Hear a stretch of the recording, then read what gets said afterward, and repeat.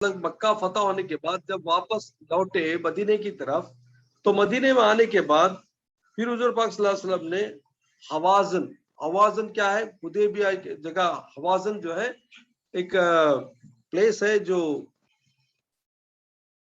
طائف کے قریب ایک بستی ہے. حضور پاک صلی اللہ علیہ وسلم نے دیکھا کہ وہاں کے کافر لوگ مسلمانوں پر اٹیک کرنے کے لیے جمع ہو رہے ہیں. تو سرکار صلی اللہ علیہ وسلم نے پھر صحابہ کرام کو جہاد کے لیے بلایا اور 12,000 کا لشکر لے کر حوازن جو طائف کے میدان کے قریب ہے وہاں پر لوگ جمع ہو گئے، کافر لوگ اٹیک کرنے کے لیے. تو وہ سب ایک پلیس پہ جمع ہو گئے جس کو کہتے ہیں ہنین. ہنین کی ایک وادی ہے جو پہاڑوں کے درمیان ایک وادی ہے، ویلی ہے. تو ویلی میں جمع ہو گئے. تو حضور پاک صلی اللہ علیہ وسلم صحابہ کرام کی جماعت لے کر ان پر اٹیک کرنے کے لیے پہنچے. تو سٹارٹنگ میں کیا ہوا کہ وادی کے جیسے ہی داخل ہوئے حضور پاک صلی اللہ علیہ وسلم کے صحابہ کرام، تو پہاڑوں کی چوٹی پر بیٹھ کر یہ لوگ وار کرنے لگے، مطلب تیر برسانے لگے. تو سٹارٹنگ میں مسلمانوں پر بہت بڑا غلبہ ہوا، مطلب ان کو شکست کے جیسا ہوا. بعد میں اللہ نے ان پر پھر سے واپس حضور پاک صلی اللہ علیہ وسلم کیا کرے، اپنے صحابہ کرام کو بول کر آوازاں دینے شروع کرے کہ واپس آؤ، ڈرو نکو. صحابہ کرام جان بچانے کے لیے بھاگے. جیسے ہی پھر آگے گئے تو وہاں سے حضور صلی اللہ علیہ وسلم نے صحابہ کرام کو آواز دے کر بلایا، واپس آئے. تو حضور صلی اللہ علیہ وسلم کے یہاں ایک واقعہ یوں آتا کہ آپ ایک مٹھی مٹی اٹھائے اور کافروں کی طرف پھینکے، تو جس کا ذکر قرآن میں بھی آیا ہے کہ وما رمیت اذ رمیت ولکن اللہ رما، یعنی آپ نے جو مٹی اٹھا کر پھینکی وہ آپ نے نہیں پھینکی، اللہ نے پھینکی. مطلب کہ حضور پاک صلی اللہ علیہ وسلم کے فعل کو، کام کو اللہ نے اپنا فعل کہا. تو اس کی یہ کیا ہوا، اس کا معجزہ ایسا ہوا کہ اس مٹی کے اڑانے سے سارے کافروں کے منہ کالا ہو گئے اور وہ بھاگنے لگے. تو پیچھا کیا، مسلمانوں نے ان کو قتل کر دیا اور مسلمانوں کو فتح حاصل ہوئی. تو اس حنین کے جنگ میں بھی مسلمانوں کو بہت سارا مال غنیمت ملا، بہت سارے گھوڑے، بہت سارے اونٹ اور بہت سارا مال دولت بھی ان کو حاصل ہوا. تو یہ اللہ تعالیٰ کی طرف سے جو پہلے ان کو جو انعام کا جو یا ان کو بدلے کا جو پیشن گوئی کیا تھا پہلے آیت میں، تو اللہ نے اس کو پورا فرما دیا. اسی طرح آگے چل کر یعنی حضور پاک صلی اللہ علیہ وسلم کے پردہ فرمانے کے بعد حضرت عمر رضی اللہ عنہ کے زمانے میں مسلمانوں کو فارس، پرشیا اور روم جیسے بڑے بڑے ممالک پر فتح حاصل کیا. تو اس کے واسطے اللہ تعالیٰ آگے کی آیتوں میں اس کا ذکر فرماتا ہے. اس سے پہلے کہ ہم آگے کی آیت کے بارے میں بولوں تو یہاں پتہ چلنا چاہیے کہ سب چیزیں جو حضور پاک صلی اللہ علیہ وسلم کے معجزات میں داخل ہیں وہ آ کر خیبر کے علاقے میں ظاہر ہوئے. نمبر 1، سرکار علیہ وسلم خیبر میں جب تھے، چونکہ یہودی لوگ سرنڈر ہو گئے تھے اور چند یہودی لوگ جو صلح کے لیے اگریمنٹ ڈال دیے تھے، ان کے ایک خاندان والوں نے آپ کو دعوت دی. تو آپ نے اس کو دعوت کو قبول کیا اور صحابہ کرام کے ساتھ کھانے کے لیے وہاں پہ گئے. جب دسترخوان بچھایا گیا تو چونکہ یہودی بڑے ہوشیار اور بڑے چالاک ہوتے ہیں، ان کو معلوم ہو گیا کہ حضور پاک صلی اللہ علیہ وسلم کو بکری کا گوشت پسند ہے، اور بکری کا گوشت میں بھی آپ سیدھے ہاتھ کا جو چوڑا حصہ رہتا وہ کھاتے، شوق سے کھاتے. تو وہ ہاتھ کا گوشت حضور کو بہت پسند تھا. چونکہ ان کو معلوم ہو گیا تھا اس میں کیا کرے وہ حارث کی بیٹی، جس کو حارث کو حضرت علی جب مارا نا، اس کی بیٹی کیا کری، حضور صلی اللہ علیہ وسلم کو جو کھانے کا یہ تھا گوشت تھا اس میں زہر ملا دی، اور بہت سارے گوشت میں زہر ملائی. وہ دسترخوان پر جب جوڑا گیا تو صحابہ کرام جلدی کھانے لگ گئے. اس میں سے حضرت بشر بول کے ایک صحابی تھے جو کھائے، چونکہ وہ زہر تھا، کچھ ہی دیر میں وہاں پر فوت ہو گئے، گزر گئے. تو حضور صلی اللہ علیہ وسلم جب وہ ہاتھ بڑھائے گوشت کی طرف تو ایک روایت میں یوں آتا کہ آپ پہلے دانتوں سے بھی چبائے پھر چھوڑ دیے، کیونکہ دانت جانے سے پہلے بھی یا دانت پہ رکھنے سے ہی وہ بکری کا گوشت جو بنا ہوا تھا وہ بات کرنے لگا حضور صلی اللہ علیہ وسلم، یا رسول اللہ اس کو مت کھائیے، اس میں زہر ہے۔ تو حضور پاک صلی اللہ علیہ وسلم وہ کھانے سے رک گئے، لیکن اتنا جلدی صحابہ کرام کھانا شروع کر دیے، جو بھی کھائے وہ افیکٹ ہو گئے، اس میں سے ایک صحابی گزر گئے۔ حضور صلی اللہ علیہ وسلم کو بہت غصہ ہوا، رنج بھی ہوا کہ یہ لوگ دعوت میں بلا کر ہم کو زہر دے کر کھانا کھلا رہے۔ تو آپ نے آخر سارے یہودیوں کو سرنڈر کرو بول دیے اور سب کو حاضر کرنے کا حکم دیا۔ تو صحابہ کرام کے بہت غصہ میں تھے اور سبھی ان کو قتل کرنا چاہتے تھے۔ حضور صلی اللہ علیہ وسلم نے فیصلہ کیا کہ پہلے ان سے معاملہ کیا ہے پوچھیں گے۔ خیر آخر اس عورت کو بلایا گیا جو زہر ملائی، تو اس سے پوچھا کہ تو ایسا کام کیوں کی؟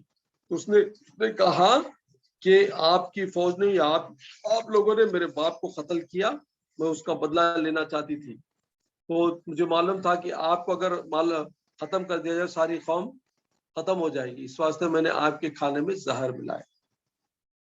تو یہ دیکھنا تھا کہ چونکہ حضور صلی اللہ علیہ وسلم خود کے لیے تو معاف کرنا پسند کرتے تھے، لیکن چونکہ ایک صحابی کی موت ہو گئی، خصاص شریعت پہ خصاص یہ ہو کہ موت کا بدلہ موت ہے، تو آپ نے اس عورت کا قتل کا اعلان کر دیا۔ تو اس طرح سے ایک معصوم صحابی اس کی وجہ سے شہید ہو گئے، اور حضور صلی اللہ علیہ وسلم کو اللہ نے بچا لیا، اس بکری کے گوشت نے آپ سے بات کر کے آپ کو کھانے سے روک دیا۔ یہ معجزہ ہے حضور پاک صلی اللہ علیہ وسلم کا۔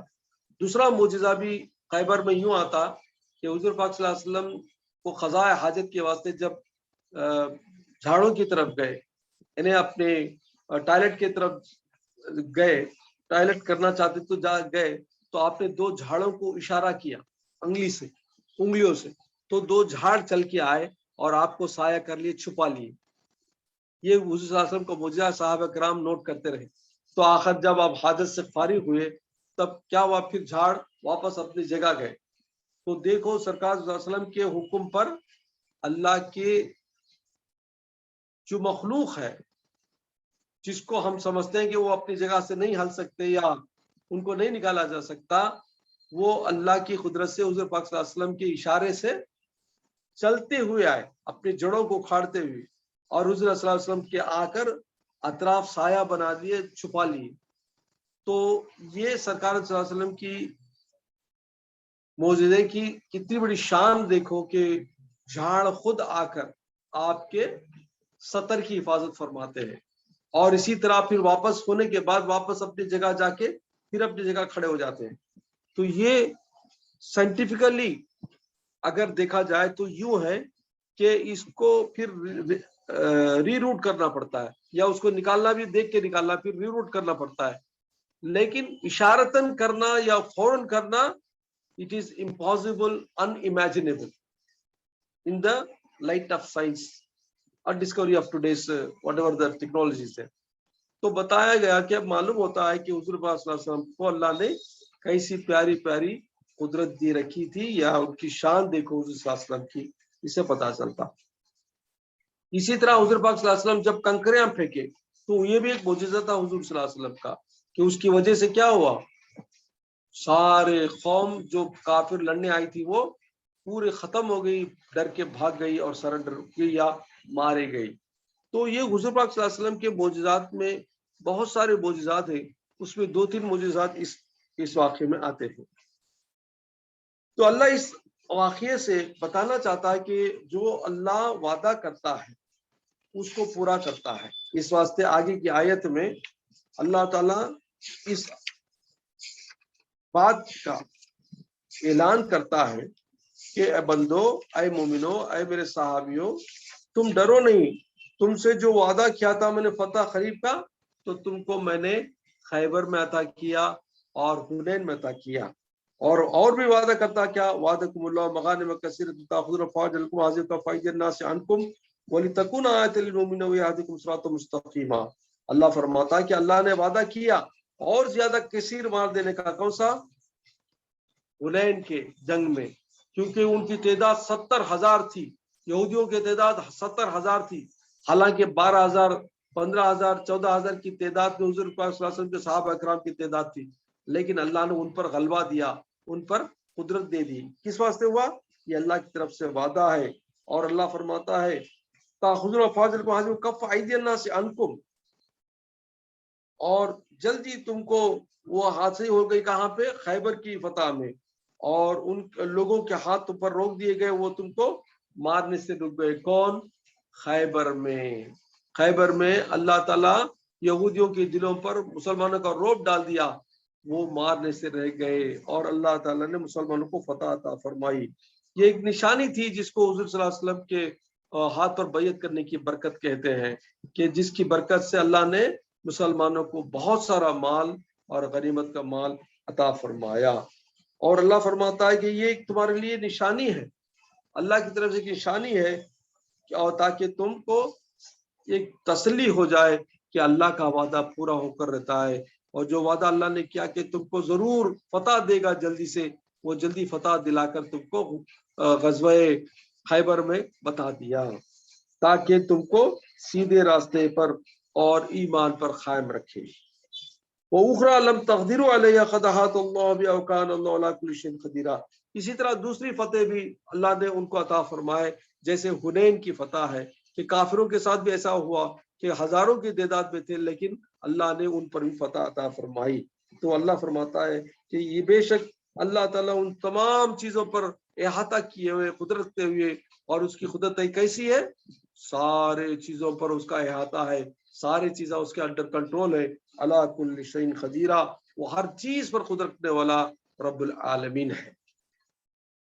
وَلَوْ قَاتَلَكُمُ الَّذِينَ كَفَرُوا لَوَلُّوا الْأَدْبَارَ ثُمَّ لَا يَجِدُونَ وَلِيًّا نَصِيرًا. اللہ تعالیٰ ایک ایشورنس یوں بھی دیتا ہے کہ اے بندو، اے مومنو، جب تم میرے پیارے حبیب کے ہاتھ پر بیعت کر رہے تھے، تب کہاں پہ؟ حدیبیہ میں. وہاں پر کافروں کی جماعت حالانکہ آئی تھی، مسلمانوں کو ختم کرنے کے واسطے آئی تھی، لیکن اللہ نے ان کو رکا دیا، ان کو ڈرا کے، اور مسلمانوں کی جماعت جا کر ان کو ختم بھی کر دی. تو اللہ فرماتا ہے کہ اگر وہ تمہارے سے لڑنے بھی آ جاتے، یا مکے والے کافر بھی تمہارے سے لڑنے آ جاتے، تو اللہ فرماتا ہے وَلَوْ قَاتَلَكُمُ الَّذِينَ كَفَرُوا لَوَلُّوا الْأَدْبَارَ ثُمَّ لَا يَجِدُونَ وَلِيًّا نَصِيرًا. وہ پیٹ پھیر کر بھاگ جاتے.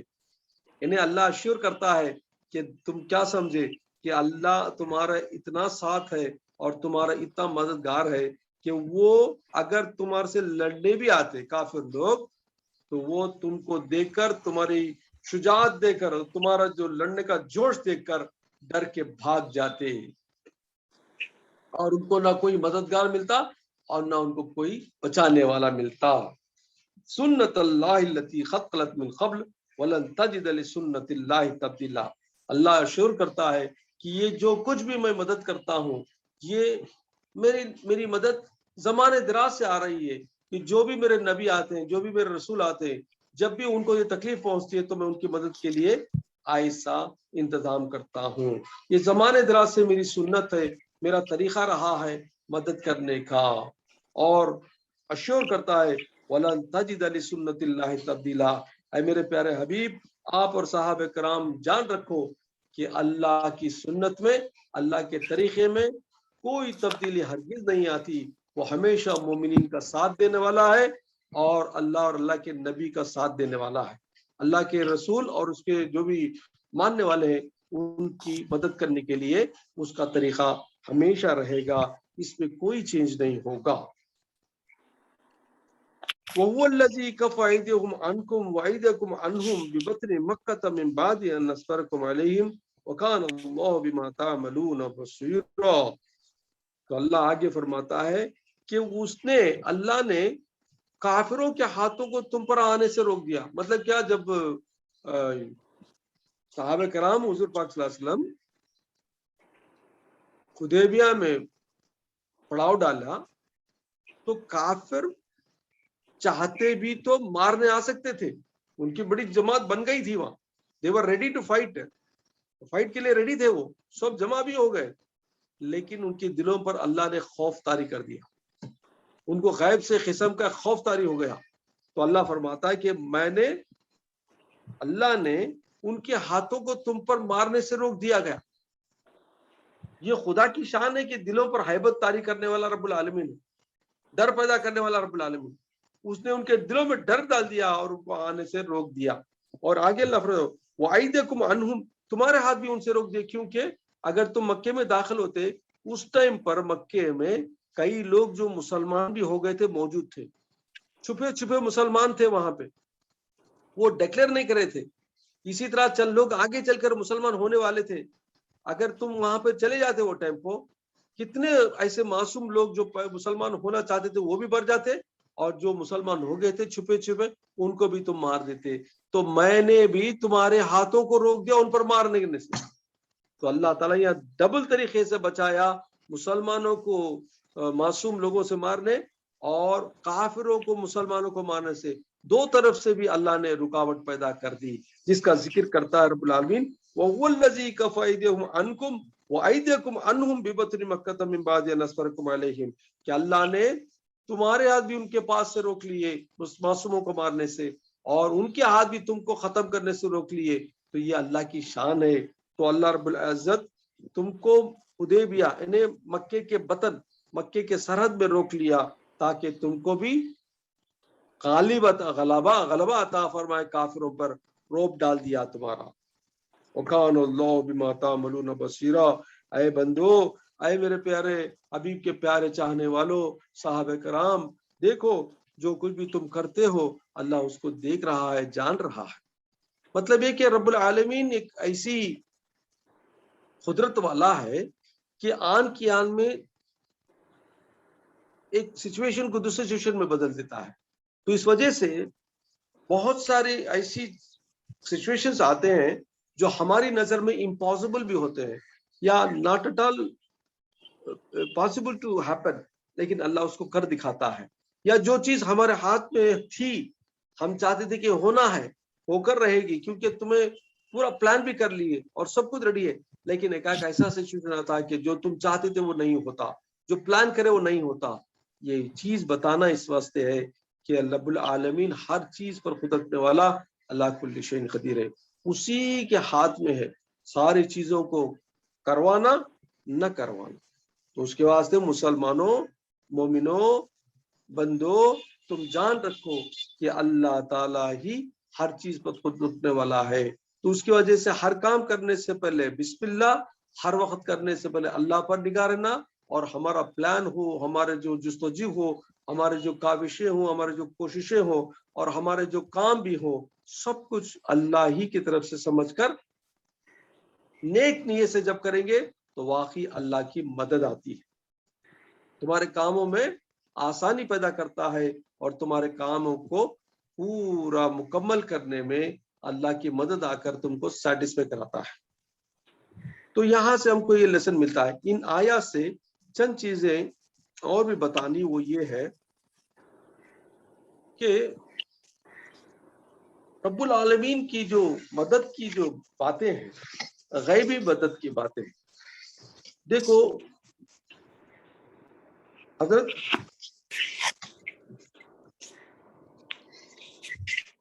بزرگان دین ہمیشہ اللہ کی امانت میں ہوتے ہیں. جب بھی وہ کچھ ایسی ویسی چیز سے ان کو سروکار پڑ جاتا ہے جس کو ان کو نقصان پہنچتا ہے، تو اللہ ان کے لیے کیا کرتا، بچانے کی کوشش کرتا ہے. اب دیکھو رب العالمین کتنا اس کی قدرت کی شان کی ایک نشانی بتایا کہ خیبر کا دروازہ بہت طاقتور، 8-10 آدمی بھی نہیں اٹھا سکتے. ایسے دروازے کو ایک ہاتھ سے اکھاڑنے میں یا 2 ہاتھوں سے اس کو اٹھانے میں حضرت علی کی طرف سے اتنی بڑی طاقت کا مظاہرہ فرمایا. اب یہ قدرت یہ جو چیز ملی ہے، یہ کیا ہوتا ہے؟ یہ کیا ہے کہ وہاں پر خدا کی قدرت حضرت علی کے ہاتھوں سے ظاہر ہوتی ہے. وہی دروازہ جو پھینکا گیا واپس لگانے کے لیے 8-10 صحابہ کرام بھی نہیں اٹھا سکتے. تو اس سے پتا چلتا ہے رب العالمین اگر کسی بندے کو کسی وقت پر مدد کرنا چاہے تو امپاسبل سے امپاسبل، ناممکن سے ناممکن بھی چیز بھی اس کے ہاتھ میں آسان کر دیتا ہے. یہ چھوٹے چھوٹے اگزامپل ہم بھی ہمارے اپنی لائف میں ہم لے سکتے ہیں. کیا ہمارے سے فرض کرو کوئی کام آفس کا کام ہو یا گھر کا بھی کام ہو یا کوئی ایسا پروجیکٹ ہو جو ہمارے لیے ناممکن ہو، ہمارے ہاتھ سے نہیں ہو سکتا، لیکن اللہ اس کی ایسے ذرائع پیدا کر دیتا ہے، ایسے اس کے جو سسٹمز بنا دیتا ہے کہ وہ کام تمہارے لیے آسان کر کے بتا دیتا ہے۔ تو یہ خدا کی شان ہے کہ بندہ اگر صحیح ہے، نیت اچھی ہے اور اس کا طریقہ اچھا ہے اور اس کی جستجو اچھی ہے اور وہ اللہ والی ہے، اللہ سے مدد مانگنے والا ہے، تو واقعی اس کے لیے غیبی مدد ملتی ہے۔ تو یہ ایشورنس ہے ہمارے لیے۔ سملرلی جو بیعت کرتے ہیں، بیعت کا مطلب کیا؟ وعدہ کرتے ہیں۔ کس سے وعدہ کریں؟ صحابہ کرام، حضور پاک صلی اللہ علیہ وسلم سے۔ حضور پاک صلی اللہ علیہ وسلم کا وعدہ کیا ہوا؟ اس وائن کا اللہ کا کیا، اللہ نے کیا فرمایا؟ جو لوگ آپ کے ہاتھ پر بیعت کرتے وہ اللہ کے ہاتھ پر بیعت کرتے ہیں۔ ان الذین یبایعونک انما یبایعون اللہ، اللہ نے فرمایا بے شک جو آپ کے ہاتھ پر بیعت کرتے ہیں وہ کیا ہے؟ اللہ کے ہاتھ پر بیعت کر رہے ہیں، مطلب کہ اللہ سے وعدہ رہے ہیں۔ بیعت کیا ہے؟ یہ ہے اگریمنٹ، یہ عہد، یہ تمہارا اگریمنٹ ہے اللہ اور اللہ کے رسول کے ساتھ۔ تو یہ جو اگریمنٹ کی برکت ہے، اس کی برکت کی وجہ سے کیا ہوا؟ صحابہ کرام کا نام روشن ہو گیا، صحابہ کرام کا نام قیامت تک روشن ہو گیا، زندہ ہو گیا۔ ہر دور میں، ہر صدی میں، ہر وقت صحابہ کرام کے نام لیتے وقت ہم کو عزت اور ان کی محبت پیدا ہوتی ہے۔ یہ کیا ہے؟ ان کی قربانی ہے حضور پاک صلی اللہ علیہ وسلم کے اور اللہ کے اوپر، تو اور ان کا جو بیعت کا جو برکت ہے قیامت تک جاری ہے۔ تو اس وجہ سے فرماتے ہیں بزرگان دین کہ جب تم اپنے استاد سے، جب اپنے پیر و مرشد سے بیعت کرتے ہو، گویا کہ وہ حضور پاک صلی اللہ علیہ وسلم کے ہاتھ تک جاتا ہے، اور وہ حضور صلی اللہ علیہ وسلم کے ہاتھ کیا ہے؟ اللہ کا ہاتھ ہے۔ اب بیعت میں بھی کیا کرتے ہیں ہم؟ جو بیعت کرتے ہیں، جو عہد لیتے ہیں، وہ کیا کرتے ہیں؟ اپنے گناہوں سے استغفار کرتے ہیں، اس کے بعد عہد لیتے ہیں، اگریمنٹ کرتے ہیں کہ ہم اس کے اوپر اللہ اور اللہ کے رسول کی تمام زندگی گزاریں گے اور ایمان کی زندگی گزاریں گے اور عمل صالح کریں گے اور اللہ کے احکام کی پابندی کریں گے۔ یہ بھی اللہ سے عہد ہے، یہ بھی اللہ کے پیارے حبیب کا حکم ہے۔ تو مطلب یہ ہے کہ اس عہد کی برکت سے دیکھا گیا کہ جو بھی مرید، جو بھی استاد کے ہاتھ پر یہ بیعت کر کے آگے جاتا ہے تو اس کی زندگی سنور جاتی ہے۔ کیا ہوتا ہے؟ دنیا کی زندگی میں اس کو گناہوں سے بچایا جاتا ہے، چاہے وہ غریب بھی ہو، چاہے اس کو کھانے کو میسر بھی نہ ہو، مرید بھی ہو، لیکن اس کو گناہ کرنے سے اللہ روک دیتا ہے۔ کس کی برکت ہے؟ بیعت کی برکت ہے۔ اسی طرح اس کو تو مرنے کے بعد تو جزا ہی جزا ہے۔ یہ تو ایک دیکھا گیا۔ دوسرا کیا؟ اکثر دیکھا گیا کہ پیر و مرشد کے ہاتھ پر بیعت کرنے والے، ان کو دنیا میں بھی اللہ کثرت سے مال بھی دیتا ہے، ان کے ذرائع پیدا کرتا ہے، ان کی آل اولاد کو برکت دیتا ہے اور ان کو زندگی بھی خوشحال بناتا ہے، برکت ہوتی ہے۔ کئی لوگوں کو ہم نے دیکھا، میں بھی دیکھا ہوں۔ تو یہ برکت ہے اللہ کے نیک لوگوں کے ہاتھوں پر بیعت کرنا اور اللہ کے راستے میں اپنے آپ کو سونپنا۔ اس وجہ سے جو لوگ بیعت کے قائل نہیں ہیں ان کے لیے چھوٹی سی ایک نشانی یہی ہے کہ سورہ فتح کی جو آیت ہے اس کا مفہوم پڑھنا اور اس کی تفسیر پڑھنا۔ مامو ذرا ایک منٹ، اللہ اکبر، بیچ بیچ میں کیسا کٹ ہو جاتا مائے؟ ہلو، نہیں وہ میوٹ دبا سنو، ان کو میوٹ کرنے کے۔ اچھا ٹھیک ہے، سنو۔ تو جو بیعت کی جو بات ہے، سن لیے بیعت کا میں جو بولا تھا، سنے سن لیے سنو، ہاں پورا سن لیے مامو، پورا سنے نا؟ ہاں سنے۔ اچھا پھر کیسا کٹ ہوگا؟ خیر تو ٹھیک ہے۔ تو میں بتا رہا تھا کہ بیعت کی برکت جو ہے مریدین کو بھی ہوتی ہے، جو فالوورز کو بھی ہوتی ہے، اور اس کی برکتیں قیامت تک ہوتی ہیں۔ مطلب کیا؟ مرنے کے بعد قبر میں بھی ان کی بخشش اور ان کے سوال و جواب جو منکر نکیر کے سامنے ہوں گے، وہاں پر بھی ان کے پیر و مرشد کی وجہ یا ان کی جو مدد آتی ہے یا حضور پاک صلی اللہ علیہ وسلم کی شباہت آتی ہے تو اس میں ان کو مدد ملتی ہے۔ دوسری چیز کیا ہے؟ ان کے جو سوال جواب ہوں گے وہ آسان ہوں گے اور ان کو عذاب خبر سے اللہ تعالیٰ بچائے گا، اور تو قیامت میں تو ان کے لیے جزا ہی جزا ہے اور وہ زمرے اولیاء کرام میں شامل ہو جائیں گے اور ان کے گروپ میں رہیں گے وہ لوگ. تو یہ بہت ساری برکتیں ہیں جو بیعت سے حاصل ہوتی ہیں بندوں کو. اس وجہ سے فرمایا گیا کہ کسی نہ کسی اللہ والے کے ہاتھ پر اپنے آپ کو سونپ دو تاکہ تم کو اس کی برکت سے دنیا کی زندگی میں نیک زندگی گزارنے کا تم کو موقع ملے گا اور آخرت میں تمہارے لیے چھوٹ اور مغفرت کا پروانہ ملے گا. سمجھے؟ اچھا، یہاں پر دوسری چیز یہ بھی ہم کو ظاہر ہوتی ہے کہ اللہ تعالیٰ اس کی جو برکت سے مال غنیمت، اب مال غنیمت جس کو ہم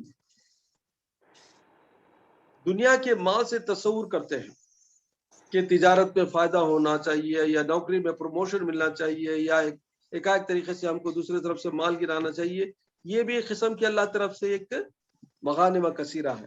مطلب ہے کہ اللہ کی غنائم ہے، اللہ کی جو انعامات ہیں یہ بھی بیعت کی برکت سے ہوتے ہیں. اور دوسری جو دنیاوی مال و اسباب کے علاوہ اخروی جو دولت ملتی ہے وہ کیا ہے؟ دین کا علم حاصل ہوتا ہے. سب سے بڑی چیز کیا ہے؟ دین کا علم. دیکھو، دین کا علم ایک ایسی دولت ہے جس کی وجہ سے تمہارے لیے تمہارا دل روشن کرتا ہے اور تم کو نیکی کی طرف اکساتا ہے اور نیکی کے راستے پر قائم رکھتا ہے، مستقیم راستے پر قائم رکھتا ہے. جب تک علم نہ ہو تم کو ڈاواڈول ہو جاتے ہیں، شیطان کے حربے سے اٹک جاتے ہیں. تو اس وجہ سے علم کی وجہ سے تمہارے کو بچاتا ہے. کون؟ تمہارا علم بچاتا ہے شیطان کے حربے سے.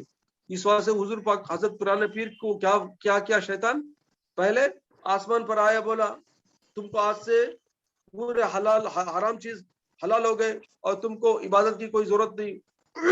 سمجھ گئے؟ قرآن پیر فرمائے جا شیطان، مجھے آ کے بہکانا چاہتا، لا حول ولا قوت پڑے. تو آپ نے فرمایا جا، لا حول ولا قوت. وہ غائب ہو گیا، لیکن جاتے جاتے پھر بھی ایک حربہ چھوڑا. کیا بولا؟ آج تیرے علم نے مجھے میرے سے بچایا. بولا کون؟ شیطان. حضرت قرآن پیر فوراً سمجھ گیا، جاتے جاتے بھی نیک کے تیر چھوڑتا ہے. تو فوراً بولے میرے علم نے نہیں بچایا، میرے اللہ کے فضل نے مجھے بچایا. تو مطلب یہ کہ شیطان کا حربہ بچانے کے لیے علم بھی بڑا ایک سپر بنتا ہے، ہمارے لیے ایک سیف گارڈ بنتا ہے. لیکن اللہ ہی کی مدد ہمارے لیے، کیونکہ تم دین کا علم جب حاصل کرنے لگ جاتے ہو نا، اللہ کی مدد تمہارے پر، فرشتوں کی رحمت گزرتی رہتی ہے. تو میں بتا رہا تھا کہ مغانمہ کثیرتہ میں دنیا کے مال و اسباب کے علاوہ دین کے علم میں ترقی ہوتی ہے، ایمان میں ترقی ہوتی ہے. ایمان جب مضبوط ہونے جاتا ہے، جب ایمان مضبوط ہونے لگتا ہے تو اس کے انڈیکیشن یوں ہوتے ہیں کہ تمہاری نمازوں میں، تمہاری عبادتوں میں تمہیں مزہ ملنا شروع ہو جاتا ہے. نمبر 1. نمبر 2، تم کو تمہاری عبادتیں گزر نہیں لگتی، مطلب کہ وہ ٹربل نہیں لگتا. نماز پڑھنا تمہارے لیے آسان ہو جائے گا، قرآن پڑھنا آسان ہو جائے گا، ذکر کرنا آسان ہو جائے گا. ورنہ it is some thing like a burden کے جیسا نہیں کریں گے. اس کے پہلے نماز پڑھنا کو تو ایک برڈن کیسا لگتا تھا، جلدی جلدی نماز پڑھو، یا قرآن پڑھنا تھا جلدی جلدی پڑھ لیتے. لیکن جیسے جیسے ایمان ترقی کرتے جاتا، مضبوط ہوتے جاتا، یہ مغانمہ کثیرتن کی برکت ہے. انہیں بیعت کرنے کی برکت سے کیا ہوتا؟ تمہارے ایمان مضبوط ہو جاتا، پکا ہو جاتا. تو اس وجہ سے تمہارے جو اعمال ہیں دین کی طرف، ایمان کی طرف، عبادت کی طرف، وہ آسان کر دیے جاتے ہیں اور اس میں تمہارے کو پختگی حاصل ہوتی ہے اور یقینی حاصل ہوتی ہے. جو تم عبادت کرو گے اس میں تم کو یقین ہوتا ہے کہ واقعی میرا اللہ میرے عبادت کو دیکھ رہا ہے، سن رہا. اسی طرح جب دعائیں کرو گے تو تمہاری دعاؤں کو قبول ہونے کے بہت جلد اثرات دیکھو گے. یہ بیعت کی برکتیں ہیں، یاد رکھ لو. جو بیعت کرتے ہیں ان کی یہ نشانیاں آگے چل کر معلوم ہوتی ہیں، لیکن کنڈیشنل ہے. All depends on your condition, how you follow the instructions of the teacher, the instruction of the pure Murshid. Very very important. جو بھی فالو کریں گے انشاءاللہ یہ تمام چیزوں کو حاصل کریں، اور اس کی نشانیاں پریکٹیکلی تم خود دیکھو گے، اور میں نے خود دیکھا ہے اور لوگوں کو میں نے ہوتے ہوئے بھی دیکھا ہے. تو اس وجہ سے کنڈیشن کیا ہے؟ You should follow properly all instructions given by your teacher, by your pure Murshid, or by your superior, whoever you you accept as a teacher. تو اس وجہ سے اس کا جو اثر ہوتا ہے ہمارے لیے دنیاوی اور اخروی دونوں فائدے مند ہوتا ہے. اسی طرح اللہ کی مدد غیب سے جو ملتی ہے اس کی نشانیاں بھی تم کو معلوم ہوں گی. باہر جائیں گے تو ایک تمہارے کو کوئی جاننا نہ پہچاننا والا آ کر تمہاری مدد کرے گا. تم کو پہچانتا بھی نہیں رہے گا, معلوم بھی نہیں رہے گا, لیکن اس کی طرف سے تم کو مدد ملے گی. کوئی بچانے والا آ جائے گا, کوئی تم کو کام کرنے والا آ جائے گا, تم کو کوئی دینے والا آ جائے گا, کوئی اٹھانے والا آ جائے گا, تمہارے چیزوں کو اٹھانے والا کوئی آ جائے گا. کوئی نہ کوئی طریقے سے تم کو مدد ملتی رہے گی. غیبی مدد بولتے ہیں. یہ کس کی برکت ہے؟ یہ اللہ والوں کی برکت سے آتی ہے. اچھا, تو اسی سلسلے میں ایک واقعہ سنیے کہ اللہ تعالیٰ اپنے اولیاء کرام پر کیسے کیسے انعام فرماتے ہیں. تو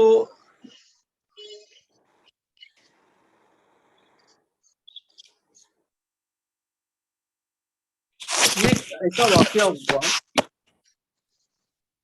کہ چند بزرگ مل کر مدینہ شریف میں بات کرنے کو بیٹھے. کیسے باتیں کر رہے بول تو کہ اللہ کے انعامہ بندوں کو کیسے کیسے اللہ تعالیٰ عطا کرتا ہے. جیسا میں بتا رہا تھا تمہارے کو کہ کیسا کیسا عطا کر رہا. تو بازو میں ایک پڑوسی نابینا تھا, وہ بھی وہ باتوں کو سن رہا تھا. تو وہ آ گیا, وہ آیا اور پاس بیٹھ گیا اور بولا کہ مجھے تمہاری باتوں سے بڑا مزہ ملتا ہے. تو اس نے کہا کہ میں بھی اپنی ایک آپ بیتی سناتا ہوں, سنو. بولا کون؟ وہ اندھا آدمی, میرے پر بھی ایک گزرا, سنو بتا. سارے لوگ پوچھے ہاں بولو کیا ہوا؟ کیا بھی نہیں, میں بہت غریب آدمی اور میرے پاس جو بیوی بچوں بہت سارے میرے اولاد تھی اور میں ہمیشہ لکڑیاں جمع کرنے جنگلوں کی طرف جاتا تھا. تو ایک بار بقی میدان, بقی کون سا میدان ہے جہاں پر صحابہ کرام کے مزارات ہیں, وہاں پر گیا. وہاں بھی لکڑیاں جھاڑا تھے اس زمانے میں, اب نہیں. تو وہاں پہ لکڑیاں جمع کرنے کے لیے گیا. تو کیا دیکھتا ہوں کہ ایک نوجوان ہے جو اس زمانے میں کپتان بول کو ایک کپڑا ہوتا ہے جو کتان کیا بولتے ہیں, تو تھک کپڑا ہوتا ہے جو سردی سے بچاتا ہے. وہ پہن لے کو ایک آدمی, ایک نوجوان آدمی ہاتھ میں اپنے چپل اٹھا لے کو یا جوتیاں اٹھا لے کو, ادھر سے ادھر پھر لے کو ہے. تو یہ آدمی دیکھا یہ جو کتان جو کپڑے پہنا یہ ہمارے لیے کام آئے گا نا سردی میں. سے کیسا بھی نہیں دیوانہ دکھتا ہے, نہیں سے کپڑے نکال لیں گے کیا کو, اس کے قریب جا کو ذرا بولے کپڑے نکال بولے.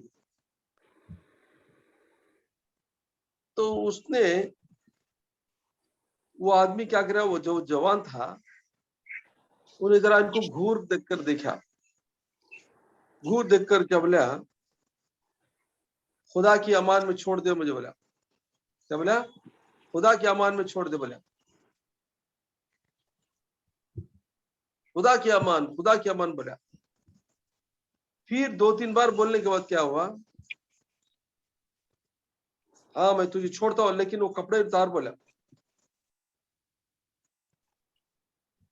تو وہ نوجوان کیا کرا, انگلی کے اشارے سے 2 انگلیوں کے اشارے سے اس کی آنکھوں کی طرف بتایا. وہ بتانا کیا تھا کہ یہ آدمی فوراً اندھا ہو گیا. کون؟ جو آدمی کپڑے اتارنے کے لیے کہہ رہا تھا نا, کون؟ یہ اندھا جو اب اندھا بہت کر رہا ہے. وہ بولا میری آنکھیں چلے گی فوراً. تو میں بہت رویا. پھر بولا اے نوجوان بول, تو کون ہے, تو کون اللہ والی ہے, بول. بولا تو وہاں بولا کہتے میں ابراہیم القواس ہوں. بولا ابراہیم خواص بول کو بہت بڑے اس زمانے کے بزرگ. دیکھو کیا حال ہے کہ ان کو مارنے یا ان کو پکڑنے, ان کے سے کوئی چیز چرانے کوئی آئے تو کس کی مدد مانگتے؟ اللہ کی مدد مانگتے. اور فوراً کیا کرے, اپنے اشارے سے انگلی سے بتائے, خالی ایسا بتائے. وہ بتانا کیا تھا کہ اس کی آنکھوں کی بینائی چلے گی. تو یہ ہے اللہ کی مدد اللہ والوں کے ساتھ. ان کے لیے کوئی چیز نہ سروکار, نہ آلے کی ضرورت, نہ ہتھیار کی ضرورت, نہ کچھ. سمجھے؟ تو اسی طرح بزرگوں میں بھی ایک قسم کے امتحانات لیتا ہے اللہ رب العالمین. کیسا کہ ایک دفعہ اللہ مدد کرتا ہے تو جلدی سے ان کے دل پر ایک اور کانفیڈنس آ جاتا ہے, سمجھے. وہ دوسروں کو بھی اپنے سے کم سمجھتے یا اتنا نہیں سمجھتے. اس کا جو بھی امتحان ہوتا ہے وہ بھی دیکھو, ایک ایگزامپل بتاتا. ایک بار کیا ہوا, حضرت احمد بن الحواری اور ابو سلیمان دارانی دونوں بھی بزرگ تھے, مکے کے راستے میں جانے کو. اس زمانے میں مکے کو جانا ہو تو جنگلہ پار کر کو جانا. راستے میں جاتے جاتے دیکھے تو کیا ہے, حضرت حواری کا بٹوا, مطلب ان کے جو پیسے کسے تھے, راستے میں کاکی گر گئے, ان کو معلوم نہیں ہوا. اگر بعد میں ہاتھ لگا تو دکھا تو نہیں دکھتے. تو آپ بولے حضرت دارانی سے, ابو سلیمان دارانی سے بولے, حضرت میرا وہ بٹوا گر گیا ہے, کہیں دکھتا نہیں ہے نا. تو حضرت فوراً آسمان کی طرف ہاتھ اٹھائے, بولے اے بٹوے کو واپس دینے والے, یا کیا فرمائے, یا گمشدہ بٹوارا واپس کرنے والے, اس آدمی کا واپس کر دے. خالی اللہ آسمان کی طرف, اللہ کی طرف ہاتھ اٹھائے. بول رہا تھا کہ کچھ ہی دیر گزری تو ایک آدمی دوڑتا ہوا ہے, بولا یہ کس کا بٹوارا, کس کا بٹوارا, کس کا بٹوارا. تو فوراً وہ ہمارے صاحب بولے میرا بالکل لے لیے, اللہ کا شکر ادا کرے. تو حضرت سلیمان دارانی خوش ہو گئے اور بولے کہ ایسا اللہ مدد کرے گا, ڈرنے کو بولے. تو تھوڑی دیر جانے کو تھے تو ایک جگہ ایسی جگہ سے گئے جہاں بہت سردی پڑنے کو تھی. سردی پڑتے خود دیکھے تو کیا ہے, ان کے پاس کمبلا وغیرہ سب تھے. ایک نوجوان وہاں پر بیٹھا ہوا تھا, اور اس کے پاس نوجوان تھا لیکن پھٹے کپڑے پہننے کو تھا, اور وہ بھی بھیگے تھے, اس میں پانی بھی ٹپکنے کو تھا. انہوں سمجھے کہ شاید اس کو سردی ہوں گی, اس کا سے ہمارے پاس کمبل آئی نظر دیں گے, ان کو اسے دینے گئے. تو وہ نوجوان بولا ان کو, ہلو دارانی کو بولا, نیا آدمی معلوم نہیں کون کو. تو حضرت دارانی کو دیکھ کو بولا تم لوگ اللہ کے راستے میں نکلے ہو, پرہیزگار لگتے ہو, لیکن تمہاری پرہیزگاری پوری نہیں ہے. اب بھی تمہیں سردی اور گرمی کی فکر ہے. میں دیکھو جنگلوں میں رہتا ہوں, کئی سالوں سے جنگلوں سے آتا جاتا ہوں, لیکن میں نے کبھی مجھے سردی گرمی کا کوئی احساس نہیں ہوا, کیونکہ مجھے معلوم ہے بغیر اللہ کے حکم سے کوئی چیز مجھ کو نقصان نہیں پہنچا سکتی, چاہے وہ گرمی ہو چاہے سردی ہو, مجھے کوئی چیز کی ضرورت نہیں. لیکن تم میں دیکھتا ہوں کہ ابھی تمہاری پر پرہیزگاری نہیں ہوئی,